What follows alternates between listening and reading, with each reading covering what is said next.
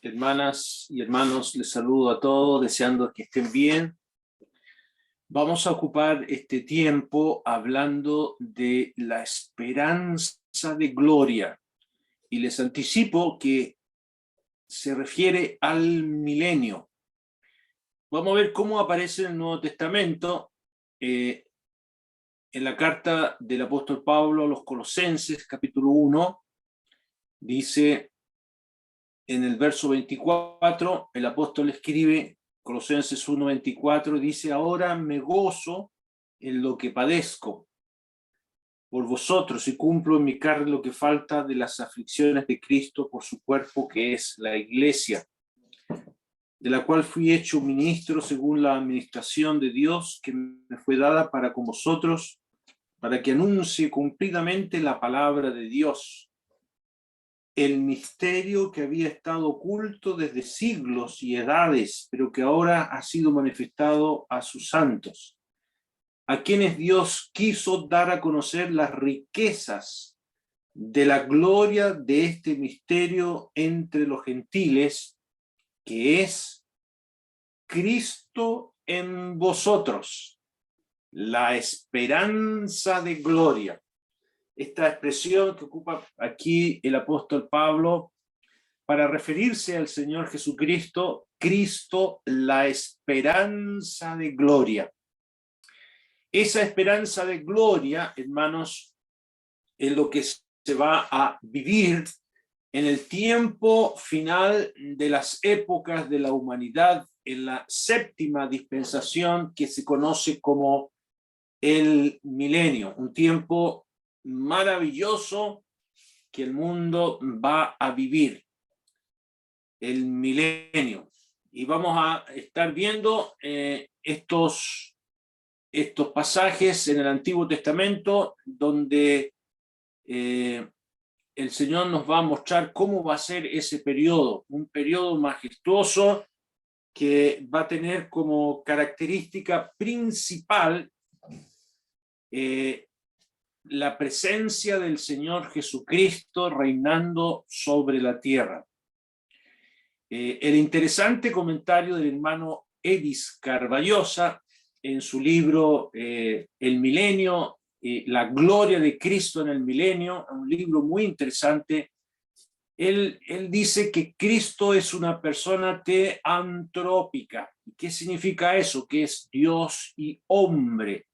Y en el milenio, precisamente, lo que se va a ver es esos dos aspectos del Señor Jesús. Él como hombre va a estar presente en Jerusalén, reinando sobre el mundo, y se va a ver la manifestación de su gloria. Eso va a ser la belleza y el propósito, uno de los propósitos principales. Hay otros más, como los vamos a ver hoy día.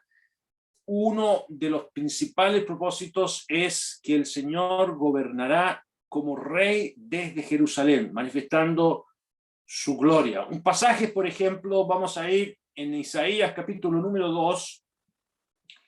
Aquí encontramos en el verso número 2, dice: acontecerá en lo postrero de los tiempos que será confirmado el monte de la casa de Jehová, se refiere a Jerusalén, como cabeza de los montes, y será exaltado sobre los collados, y correrán a él todas las naciones van a querer ir a Jerusalén.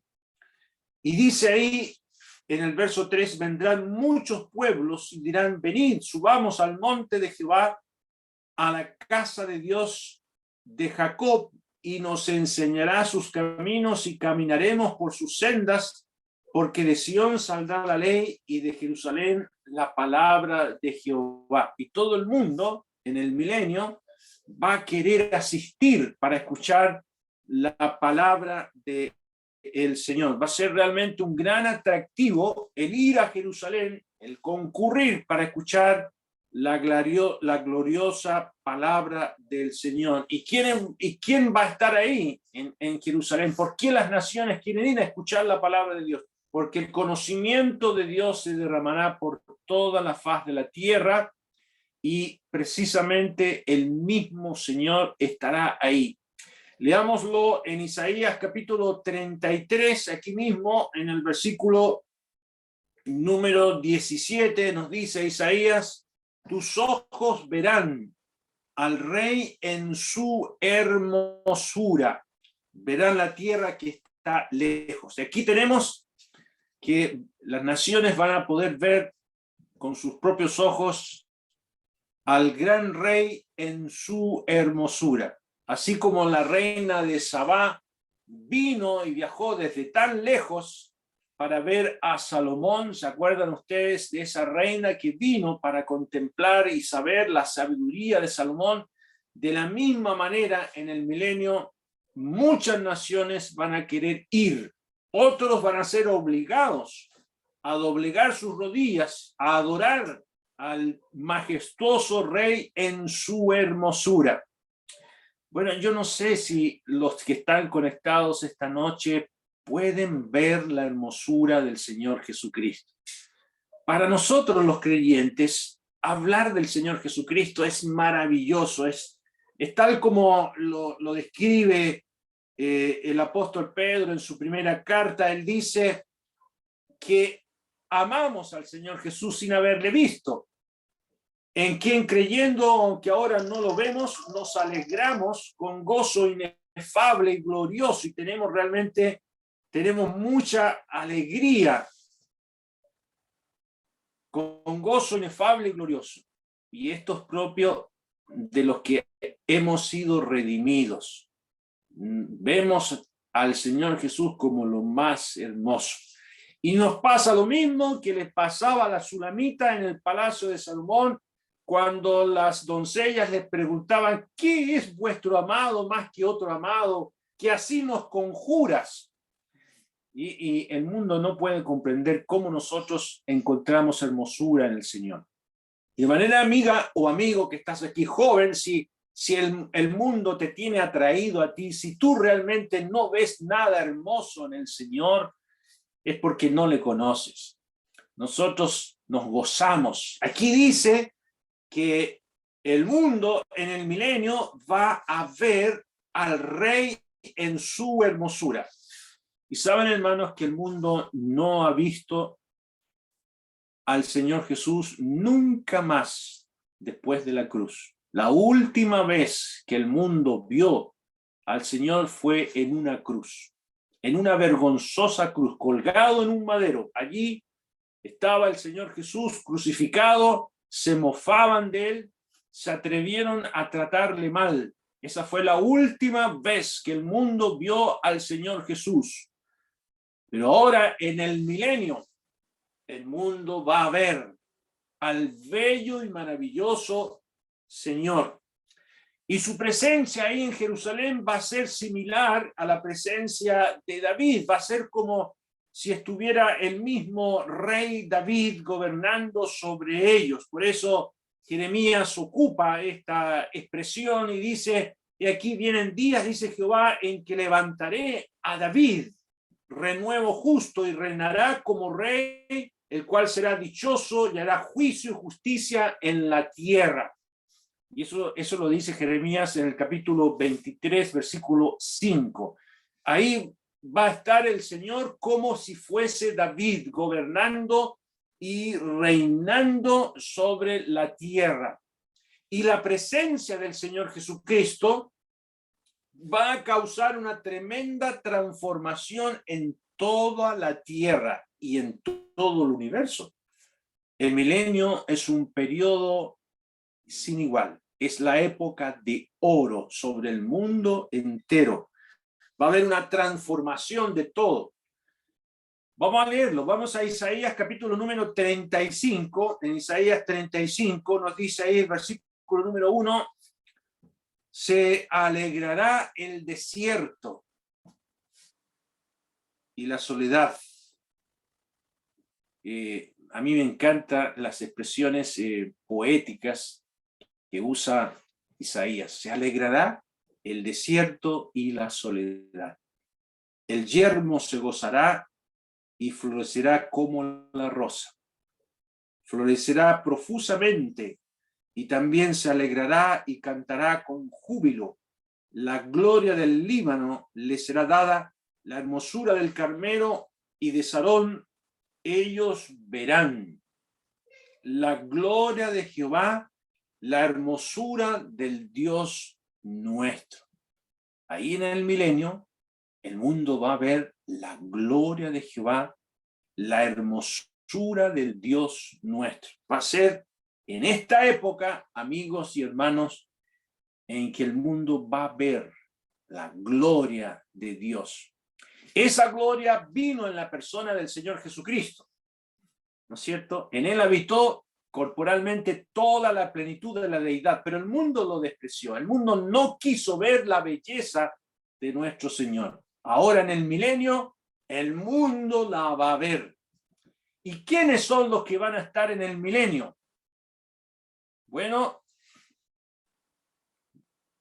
las naciones que queden vivas después de la tribulación, hoy día son, los habitantes del mundo son cerca de 8.000 millones de habitantes. Después de todos los juicios de la tribulación, van a quedar aproximadamente 2.000 millones. Muere una gran cantidad de gente en la tribulación. Y van a quedar vivas sobre la tierra no más de 2.000 millones de personas. Dios, el Señor Jesucristo, sentado en su trono, los va a juzgar. Y solamente aquellos que en la tribulación se conviertan al Señor van a entrar al milenio. Y de la nación de Israel también, porque va a haber un juicio para Israel y Dios los va a juzgar. Esos temas ya los vimos en Mateo capítulo 25. Un juicio para Israel y un juicio para las naciones. Y entran al milenio solamente creyentes. Pero van a nacer personas. Recuerde que van a ser 1.000 años. 1.000 años, ¿ya? Van a haber 1.000 años de existencia sobre la tierra y van a nacer a esos que entraron en el milenio, creyentes, van a nacer hijos y se va a volver a poblar la tierra, de manera que la tierra va a vivir una tremenda transformación y vamos a ir viendo cómo va a ser esto. Vamos a ir ahora a Isaías 30, en el verso número 23, dice: entonces dará el Señor lluvia a tu sementera cuando siembres la tierra, y dará pan del fruto de la tierra, y será abundante y pingue. Tus ganados en aquel tiempo serán apacentados en espaciosas dehesas. Tus bueyes y tus asnos que labran la tierra comerán grano limpio, aventado con pala y criba. Y sobre este monte, y sobre todo monte alto, y sobre todo collado elevado, habrá ríos y corrientes de agua el día de la gran matanza, cuando caerán las torres. Y ahí nos muestra la cantidad de lluvia y de abundancia de comida sin igual. El verso 26 dice: y la luz de la luna será como la luz del sol, y la luz del sol 7 veces mayor como la luz de 7 días, el día que vendare Jehová la herida de su pueblo y curare la llaga que él causó. Este tiempo es ese, el milenio, en que Dios va a curar la herida con que él hirió a la nación de Israel durante la tribulación. Y va a venir tiempo de mucha abundancia, cual nunca lo ha habido en toda la humanidad. Por ejemplo, los desiertos van a desaparecer. Aquí mismo en el capítulo 32, en Isaías 32, nos dice en el verso número 15,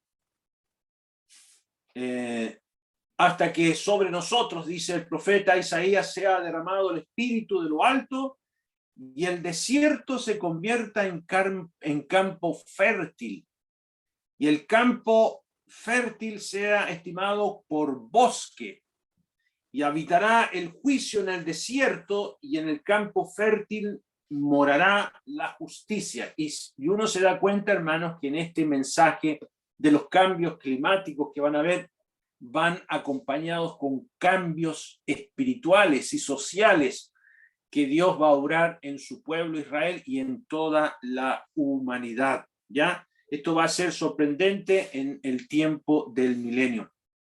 Y nos dice también el capítulo número 11 de Isaías, si quieren me acompañan.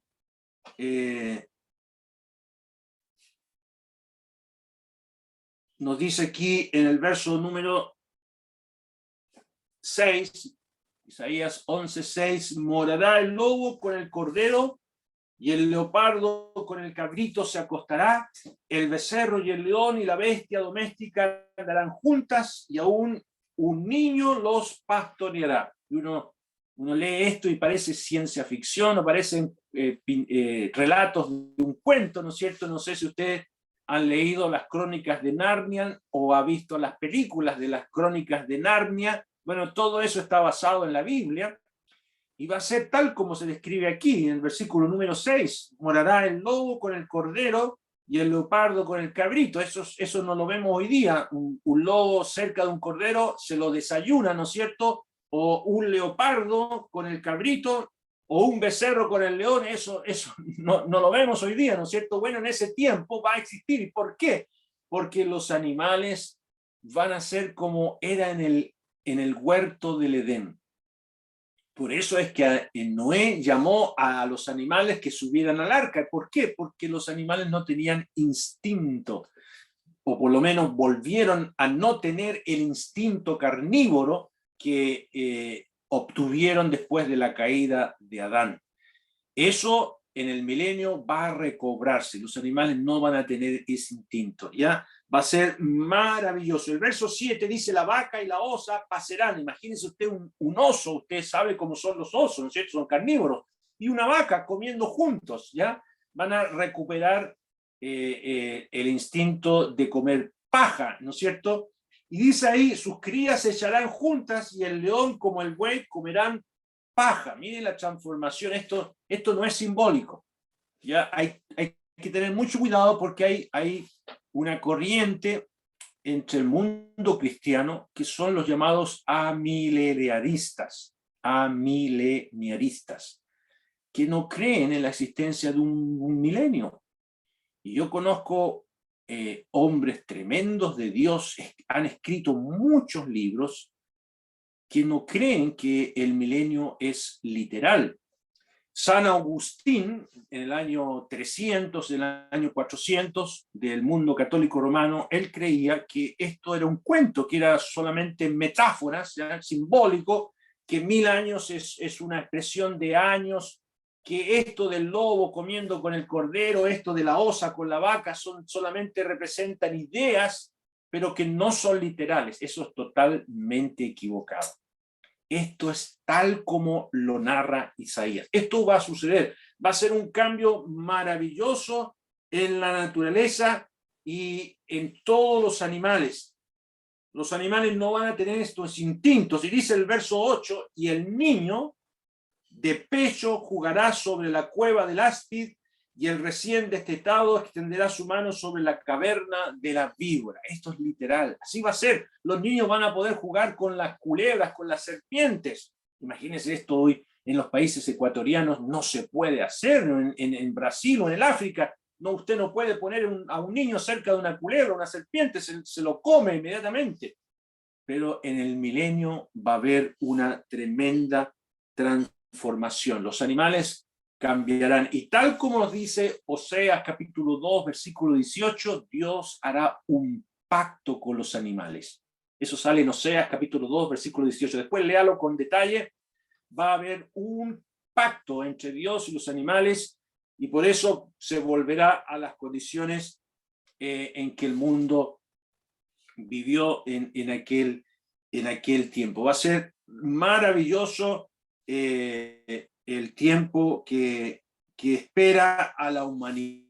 Esa es la esperanza de gloria de la cual el apóstol Pablo habló a los creyentes en el Nuevo Testamento. Esa transformación la vamos a vivir nosotros. Y hermanos amados, esto es muy interesante. Es muy interesante porque vamos a leer en el capítulo 65 ahora de Isaías, versículo número 20, lo que va a ocurrir en el milenio. Aquí vamos a ver algunas condiciones. Dice Isaías 65, verso 20, no habrá más allí niño que muera de pocos días. ¿Qué significa esto? Que en el milenio la muerte sigue existiendo. ¿Ya? Número 2, ni viejo que sus días no cumpla. Va a haber longevidad. Van a haber personas que van a vivir 1000 años. Porque el niño morirá de 100 años. Mire lo que dice aquí. Van a haber niños que van a cumplir los 100 años. ¿Ya? A mí me encantan los niños. Yo no los tengo. Bienaventurado usted, hermanos que tienen niños. Pero me imagino que ustedes habrían decidido, ojalá este se hubiera quedado siempre pequeñito. ¿Para qué creció, no es cierto? Se meten en tremendos problemas. Bueno, van a haber niños de 100 años, que usted los va a poder tomar en los brazos. Imagínense, 100 años como niño. Va a ser sorprendente. Dice ahí, el niño morirá de 100 años. La muerte sigue existiendo. Y el pecador de 100 años será maldito. ¿Qué significa eso? Que va a haber 100 años para convertirse. ¿Me escuchó? En el milenio, las personas van a tener 100 años para aceptar o no la verdad de Cristo como Rey. ¿Ya?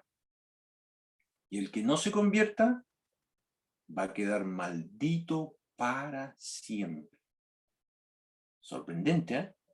Hoy día vivimos en un mundo, hermanos, así llamado evangélico, ¿no es cierto? Aquí yo salgo a la calle y le regalo a la gente un tratado, me dice, bendiciones, me dicen inmediatamente. Y yo le pregunto, ¿usted es salvo? Yo a veces he ido a la iglesia, estuve cantando en el coro y hay una serie de confusión, la gente tiene una mezcla de religiones, ¿no es cierto? En ese tiempo no, en el milenio no va a ser así. O usted es de Dios o usted no lo es. ¿Y qué va a pasar con aquellos que no son de Dios? Son malditos. Son personas que nunca se van a convertir. Y a esas personas que nunca se van a convertir, hermanos, el diablo los va a engañar y los va a llevar a combatir contra Dios. De manera, hermanos, que el milenio es un tiempo de juicio. Uno a veces piensa, qué bonito los animales comiendo con los niños, vamos a poder tomar al oso, yo voy a poder cuidar a un león, me gustaría a mí tener un león en el jardín. Uno siempre idealiza esta cosa, ¿no? Pero el milenio es un tiempo de juicio, es un tiempo de juicio. El que no obedezca va a ser fulminado por la vara de Dios. El que no se sujete a lo que Dios dice va a ser aplastado por la vara de Dios. El que le cause daño a otra persona, esa persona va a morir por su pecado. O sea, se va a volver a cumplir la ley de Dios como nunca antes se ha cumplido sobre la humanidad. ¿Ya? El pecador de 100 años va a ser maldito. Muy bien. Es muy importante esto porque Dios va a castigar cualquier brote de pecado. Leamos también en el capítulo 29 de Isaías, capítulo 29, versículo 20, nos dice, porque el violento será acabado. Anoche aquí andaban unos tipos agarrándose a palo, nos despertaron como a las 5 de la mañana y supe que los vecinos llamaron a los carabineros, los carabineros llegaron media hora después, como en todos lados, y en ese tiempo no. El violento, dice aquí, será acabado, y el escarnecedor será consumido. Serán destruidos todos los que se desvelan para hacer iniquidad, los que hacen pecar al hombre en palabras, los que aman lazo al que reprendía en la puerta y perviertan la causa del justo con vanidad, ¿ya? Va a haber realmente una implacable justicia severa de parte de Dios y de los que Él use para imponer esta justicia.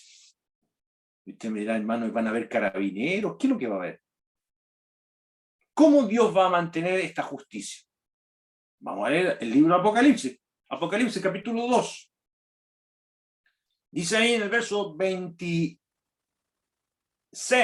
está hablando a la iglesia, el Espíritu Santo aquí nada más que a la iglesia de Tiatira, y en el verso 26 dice, al que venciere de los creyentes y guardare mis obras hasta el fin, yo le daré autoridad sobre las naciones y las regirá con vara de hierro y serán quebradas como vaso de alfarero, como yo también lo he recibido de mi Padre.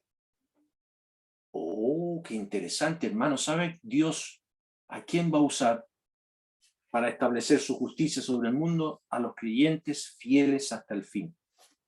A esos creyentes sinceros, a esos creyentes que obedecen la palabra de Dios, a los creyentes que quieren honrar al Señor.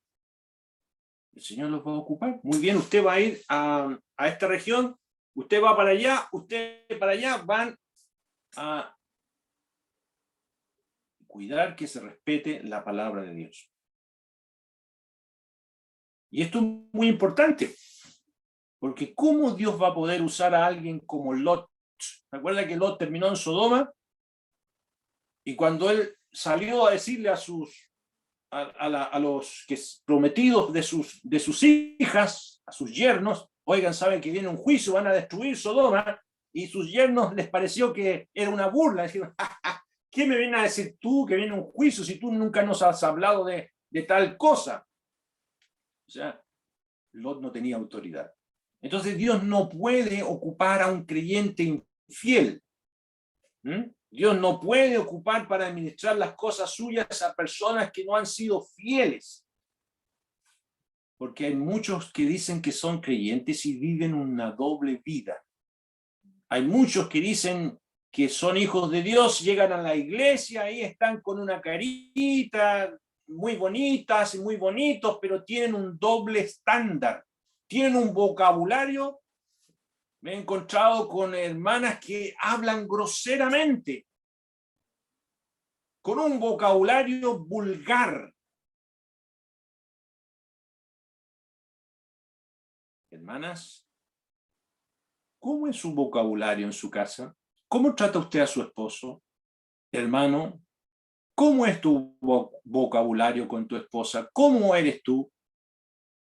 Tenlo por seguro que el Señor no te va a usar. El Señor va a ocupar a los fieles hasta el fin.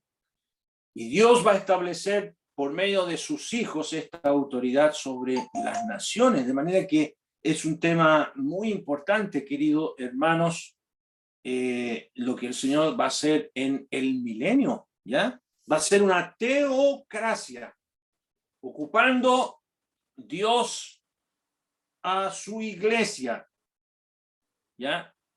Y esto es muy interesante, hermanos, porque el libro de Hebreos, ¿sabes lo que dice el libro de Hebreos? El libro de Hebreos dice, porque no sujetó a los ángeles el mundo venidero, acerca de lo cual estamos hablando.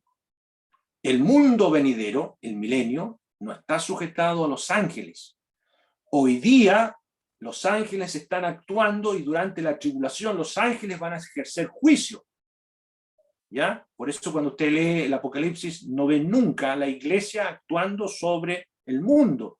Los 24 ancianos representan a la iglesia y nunca los 24 ancianos inciden en juicio sobre el mundo. Luego los 24 ancianos aparecen como la esposa del Cordero y después nos hablan más de los ángeles. ¿A quién sujetó Dios el mundo venidero? No a los ángeles. Entonces, ¿a quién? A la iglesia.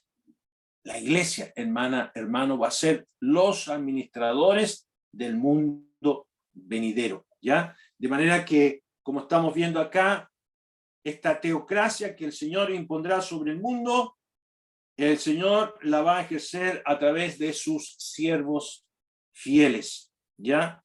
Es una cosa sorprendente lo que viene en el milenio. Y las naciones obligadamente van a tener que venir a celebrar las fiestas judías.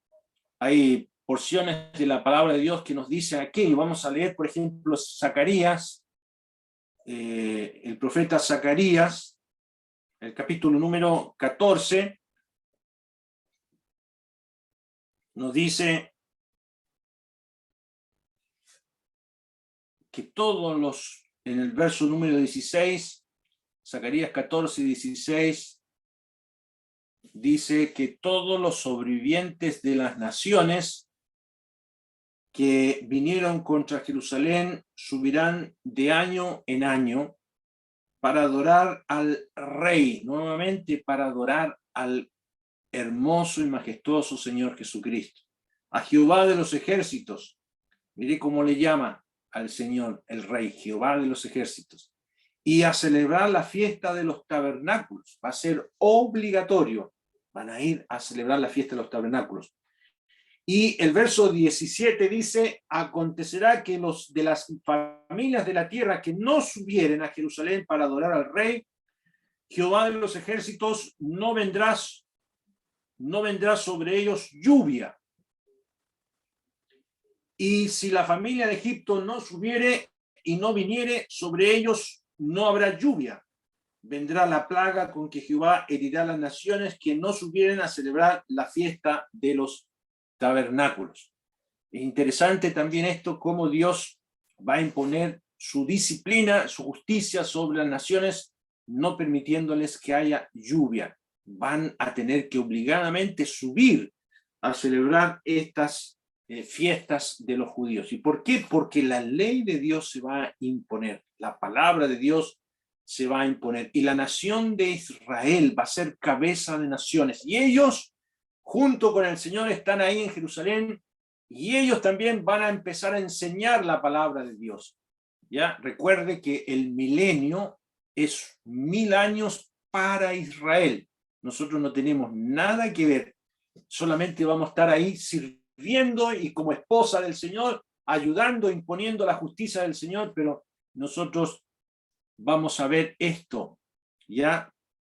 Y disfrutando de aquel tiempo tan maravilloso. Del mismo modo, van a haber naciones que van a venir voluntariamente, van a haber muchos que se van a convertir al Señor. Dice en Zacarías, aquí mismo, el capítulo 8 de Zacarías, en el verso número 20, Zacarías 8:20, así ha dicho Jehová de los ejércitos, aún vendrán pueblos y habitantes de muchas ciudades, y vendrán los habitantes de una ciudad a otra y dirán, vamos a implorar el favor de Jehová y a buscar a Jehová de los ejércitos, yo también iré.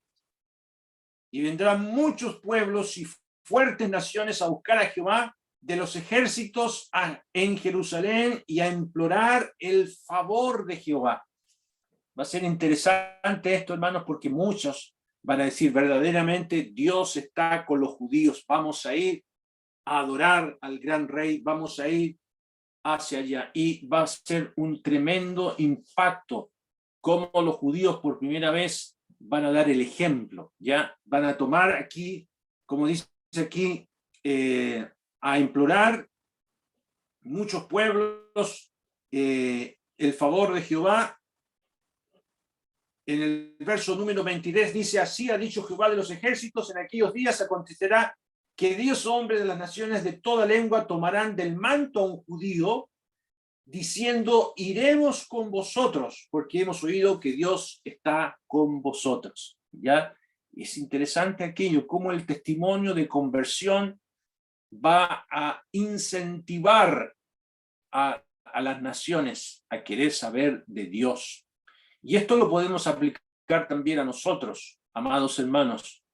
El mundo, lo que más le impacta al mundo es un cambio en la conducta de los que decimos ser creyentes, lo que más impacta. Hay muchos de nosotros que estamos tan preocupados de presentar un buen mensaje, está bien aquello, pero lo más importante es un estilo de vida acorde con lo que creemos. Eso impacta más, ¿ya? Por eso el apóstol Pedro le dice a las hermanas en términos muy claros: vosotras, mujeres, estad sujetas a vuestros maridos, para que también los que no creen a la palabra sean ganados sin palabra por la conducta de sus esposas, considerando vuestra conducta casta y respetuosa. Y una mujer que está casada con un inconverso, más que palabras, lo que necesita son conductas, una manera de vivir piadosa, que invite al inconverso a interesarse en Dios, que sean ganados sin palabra por la conducta. Y esto es lo que va a pasar también en ese periodo que estamos viendo del milenio, un periodo sin igual. Vamos a ir ahora donde la palabra milenio aparece 6 veces. Ya vamos a Apocalipsis, capítulo número 20. Apocalipsis, capítulo número 20, en el verso número 1, dice: vi un ángel que descendía del cielo con la llave del abismo y una gran cadena en la mano. Y prendió al dragón, la serpiente antigua, que es el diablo y Satanás, y lo ató por 1000 años.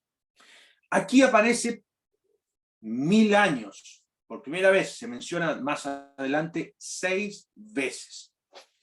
Los que no creen en el milenio, porque hay algunos que no creen en el milenio, no sé si usted ya los ha escuchado o le ha llegado literatura de los amileniaristas.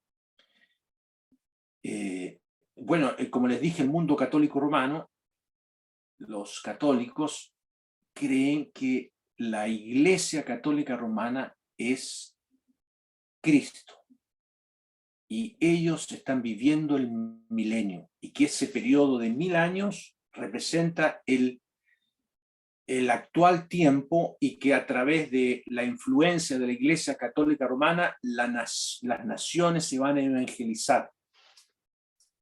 Y los amileniaristas creen que Israel perdió sus privilegios, y que todos los privilegios que antiguamente estaban para Israel, esos privilegios los está viviendo la Iglesia. Todas las herencias que Dios tenía para Israel, ahora las vive la Iglesia Católica Romana.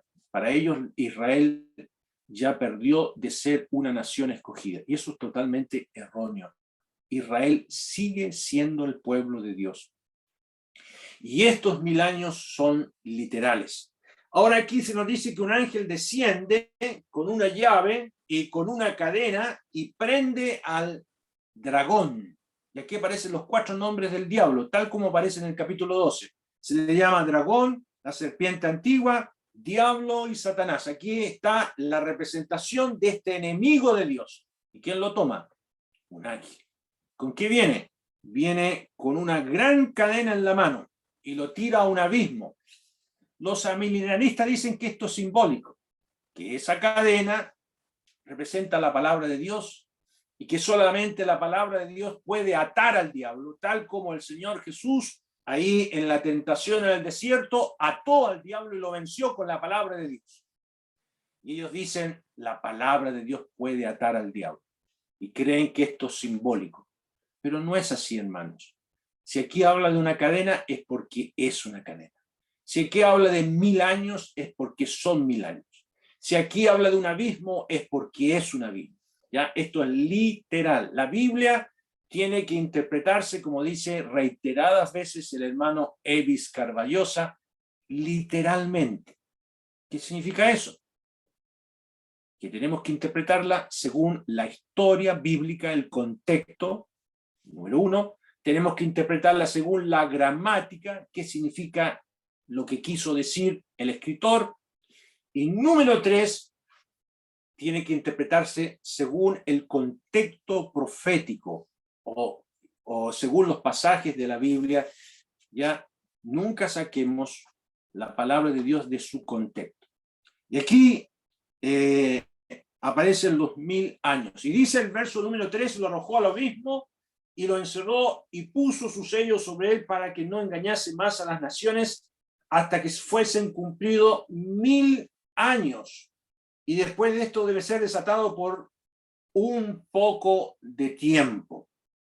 Y vi tronos y se sentaron sobre ellos los que recibieron facultad de juzgar, y vi las almas de los decapitados por causa del testimonio de Jesús y por la palabra de Dios, y los que no habían adorado a la bestia ni aún a su imagen, que no recibieron la marca en sus frentes ni en sus manos, y vivieron y reinaron con Cristo 1000 años. Ahí va repitiéndose el vocablo 1000 años. Ahí llevamos ya casi 5 veces.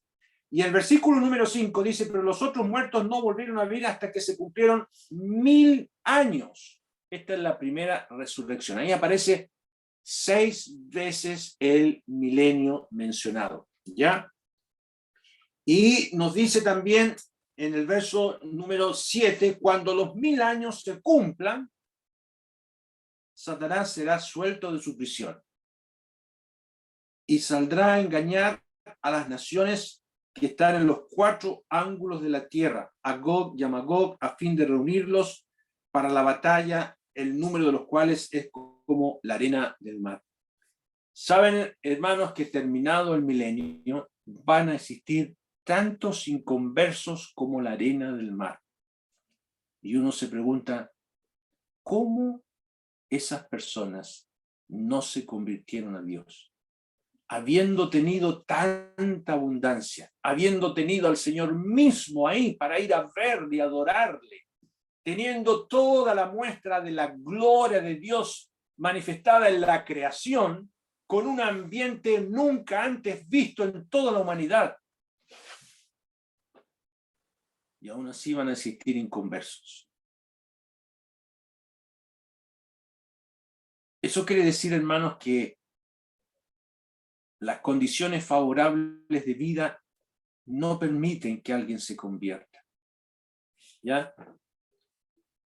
Aquí nosotros en Chile tenemos un nuevo presidente que promete justicia social, que promete bienestar material, que promete, y eso lo hace no solamente el nuevo presidente, sino todos los que llegan a gobernar una nación.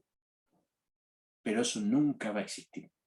Por muy buena situación que tenga alguien, eso no causa cambios en el alma. La única manera que un ser humano pueda realmente cambiar es por la regeneración, ¿ya? No por la reforma de algo, sino por la regeneración que ocurre en un pecador que acepta el evangelio, que cree en la obra del Señor Jesucristo. Ese hombre que estaba muerto en sus delitos y pecados, esa mujer que tenía mal vocabulario, esa mujer que no vivía de acuerdo a la palabra de Dios, al creer en el evangelio, Dios la transforma, Dios lo transforma. Por eso el Señor le dijo a esa mujer sorprendida en adulterio, no peques más. ¿Y cómo se puede hacer eso? El Señor agregó, yo soy la luz del mundo. El que me sigue no andará en tinieblas. Solamente el evangelio puede transformar y cambiar el corazón de un alma. Fíjese que ni siquiera con 1000 años. Yo estaba pensando hoy día, ¿qué país ha vivido esta cantidad de años? ¿Qué nación ha vivido 1000 años de prosperidad, de abundancia? Ninguna nación de las que hoy día están sobre la tierra. En ese tiempo van a haber 1000 años, como nunca lo ha vivido el ser humano. Y aún así hay inconversos. Así que, querido hermano, si tú te sientes mal porque no tienes una casa bonita, porque no tienes el auto que desearías, porque no tienes lo suficiente para que tus hijos sean bien educados, no te pongas triste. Lo más importante, hermanos, es que tu familia conozca al Señor. Por eso el apóstol Pablo dice que debemos estar contentos con lo que tenemos, ¿ya? No aspiremos a hacer tanta cosa en este mundo para llenar los bolsillos de dinero. cuando la esperanza de gloria nuestra no está aquí. Va a vivirse en el milenio. Y si estás sufriendo, estás pasando por alguna enfermedad, alguna circunstancia adversa, porque hay muchos de nosotros que están pasando por situaciones dolorosas. El apóstol Pablo dijo, si hijos, también herederos. Herederos de Dios y coherederos con Cristo. ¿A qué se refería el apóstol Pablo? A esto que vamos a vivir en el milenio. Pues tengo por cierto que las aflicciones del tiempo presente, dice Pablo, no son comparables con la gloria venidera que en nosotros ha de manifestarse. Nada, hermana, nada, hermano, se compara con aquí. Y esa gloria venidera no la vamos a vivir cuando seamos arrebatados y estemos en el cielo, no. Esa gloria venidera no la vive un creyente que fallece hoy día y va inmediatamente al cielo. No, esa gloria venidera tiene que ver, hermanos, cuando Cristo se manifieste en el milenio. Por eso el apóstol Pablo les dijo a los creyentes de Colosa, les dijo a ellos, buscad las cosas de arriba, poned la mira en las cosas de arriba, no en las de la tierra, porque habéis muerto y vuestra vida está escondida con Cristo en Dios. Y agregó el apóstol, cuando Cristo vuestra vida se manifieste, entonces vosotros también seréis manifestados con Él en gloria. ¿Ya? Ahí viene la expresión sin igual del cambio que ha ocurrido en nosotros, la transformación de nuestro cuerpo para vivir por 1000 años reinando con Cristo en el milenio. Por eso el escritor de este libro de Apocalipsis nos dice ahí en el capítulo número 5, si quieren me acompañan, representados por los 24 ancianos, en el verso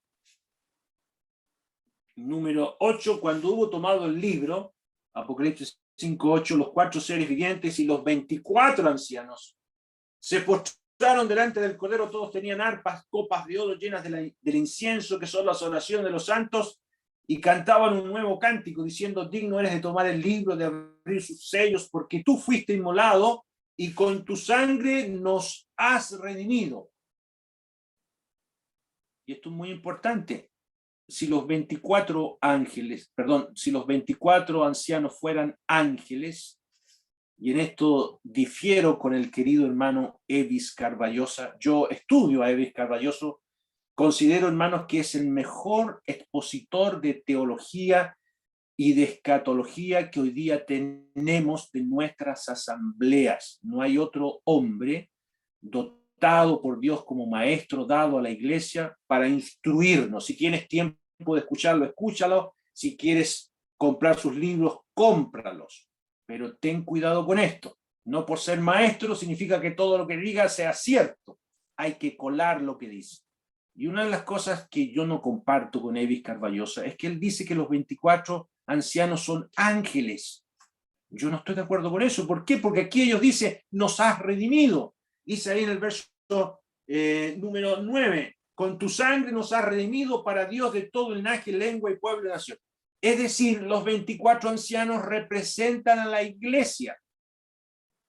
Verso número 10, y nos has hecho para nuestro Dios reyes y sacerdotes. La mejor traducción es un reino de sacerdotes.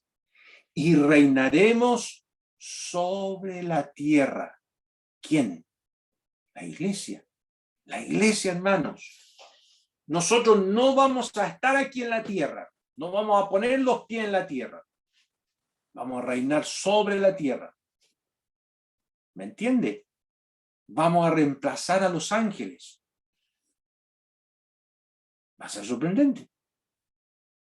A lo mejor vamos a ocupar naves espaciales, no tengo idea cómo va a ser la cosa, yo me lo imagino, estoy especulando. Vamos a volar para allá, vamos Camilo para allá, para Japón, vamos a ver qué están haciendo estos impíos allá en Alemania, vamos. A ver ustedes qué están haciendo aquí. no quieren obedecer, ya. ¿Va a ser así? Va a ser impresionante, ¿eh? Bueno, eso son especulaciones mías, no me hagan caso. Bueno, pero vamos a reinar sobre la tierra, porque somos un reino de sacerdotes. Capítulo 1 también de Apocalipsis nos dice ahí,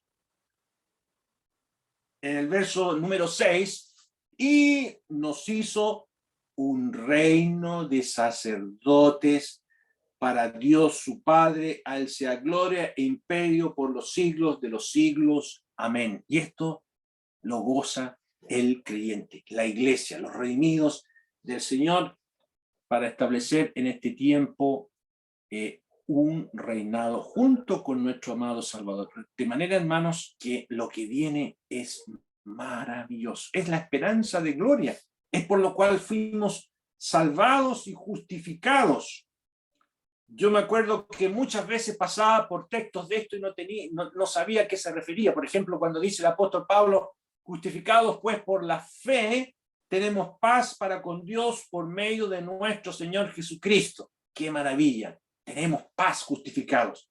Por quien también tenemos entrada por la fe a esta gracia en la cual estamos seguros, firmes. Y agrega el apóstol, y nos gloriamos en la esperanza de la gloria de Dios. Y yo leía eso y decía, ¿qué significa eso? Nos gloriamos en la esperanza de la gloria de Dios. Estoy leyendo Romanos 5:2. ¿Qué se refiere eso? Nos gloriamos en la esperanza de la gloria de Dios. Los creyentes de ese tiempo tenían claro que se refería al milenio. Es el milenio, hermano, lo que el apóstol Pablo estaba apuntando, la gloria de Dios. Nos gloriamos en eso. Eso que viene allá es mejor que la gloria que César impone en Roma, porque César decía que la gloria de Roma era lo más importante y vendía esa idea al mundo entero. No, Pablo dice, no, Roma no es la gloria de Dios. Nosotros nos gloriamos en una gloria suprema que se manifestará en el milenio, ¿ya? Y esa esperanza, dice el verso 5, y la esperanza no avergüenza, ¿ya? Nos sentimos realmente dichosos y no tenemos miedo ni vergüenza de que Cristo es nuestro Rey y Él se va a manifestar en gloria sobre el mundo venidero. Todo esto va a ocurrir, queridos hermanos, en el milenio. Y Dios, en esta época de oro, va a cumplir los 4 pactos más importantes que Dios tiene con la nación de Israel. Se va a cumplir el pacto mosaico como nunca antes. La ley de Dios se va a respetar.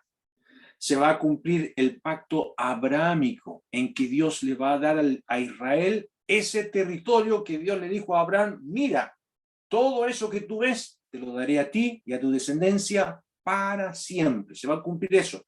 Se va a cumplir el pacto con David, cuando Dios le dijo a David que de ti, de tus lomos, saldrá uno que establecerá casa y trono para siempre, como dice ahí en 2 de Samuel 7. Eso se va a cumplir. Y se va a cumplir el nuevo pacto en que Dios a la nación de Israel les dará un corazón nuevo, colocará su temor dentro de ellos y le obedecerán para siempre. El nuevo pacto, pacto que nosotros hoy día gozamos.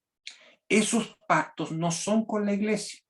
Tenga cuidado también con la doctrina del pacto. A mí me acuerdo cuando yo era joven me llegó unos manuales de la teología del pacto. Y yo pensaba, qué interesante tema, lo voy a estudiar para enseñarlo a la iglesia, pero una querida hermana me escuchó y me dijo, hermano, cuidado, Dios no ha hecho ningún pacto con la iglesia.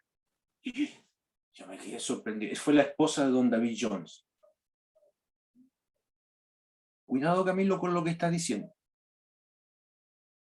Dios no ha hecho ningún pacto con la iglesia. Todos los pactos son con Israel. Pero nosotros estamos gozando de aquello. Nosotros no tenemos nada que ver en todo este embrollo, porque Dios escogió a Israel como nación y ha hecho un pacto con ella. la escogió y Dios va a cumplir todo lo que tiene planeado con ella. Y nosotros solamente somos beneficiarios de aquello por la gracia de Dios. Realmente, hermanos, nosotros, la iglesia de Cristo, la iglesia del Señor, no estábamos considerados en todo eso que anunció el Antiguo Testamento, pero sí desde la eternidad, para ser la esposa del Cordero y disfrutar de aquella maravilla que viene en el futuro, el milenio. El milenio, hermano, va a ser sorprendente. Nos vamos a gozar, vamos a disfrutar de la maravilla de nuestro Salvador, vamos a ver su rostro, la hermosura de nuestro gran Dios y nuestro gran Rey. Vamos a estar con Él, vamos a ser usados por Él. Así que animémonos los que somos salvos, animémonos, hermanos, y seamos fieles, sigamos adelante. A pesar de todas las dificultades, nada se compare o se compara con la gloria venidera. Y esa esperanza no avergüenza. Vamos a orar. Terminemos con una oración. Padre amado, queremos agradecerte, nuestro Dios, por lo que tú has hecho. Este misterio, esto de reunir todas las cosas según la voluntad tuya en tu amado Hijo. Como nos dice Pablo en la carta a los Efesios. Nosotros quedamos sorprendidos, nuestro Dios, que tú estás encauzando todo para ese cumplimiento. El tema del milenio vemos en tu palabra que es el último tema más importante de toda revelación. Lo que tú prometiste a Abraham, a Isaac, a Jacob, a David, todo se va a cumplir. Qué maravilloso nuestro Dios. Por eso, cuando el Señor fue transfigurado y su rostro se hizo como el sol y sus vestidos como la blanca nieve, ahí estaba Elías y ahí estaba Moisés conversando con el Señor acerca de su partida y de todo lo que viene en el futuro. Oh, nuestro Dios, te damos gracias. Nosotros, nuestro Dios, tenemos la vista tan corta, pero tu palabra nos permite mirar más allá. Ayúdanos, nuestro Dios, para que en este día, en esta jornada, al colocar nuestra cabeza en la almohada y dormirnos, nos durmamos con esta esperanza maravillosa. Y si tú vienes por nosotros, qué maravilloso va a ser nuestro Dios, sacado de este mundo pecaminoso. Anhelamos que el Señor venga. El Espíritu y la esposa te dicen, ven Señor, si ven pronto. Deseamos estar con nuestro gran Rey, nuestro Dios. Oh Padre, bendice también la palabra en aquellos que no tienen seguridad de su salvación, para que acepten estas verdades y crean en el Señor como Salvador. Te lo pedimos en el precioso nombre del Señor Jesucristo. Amén.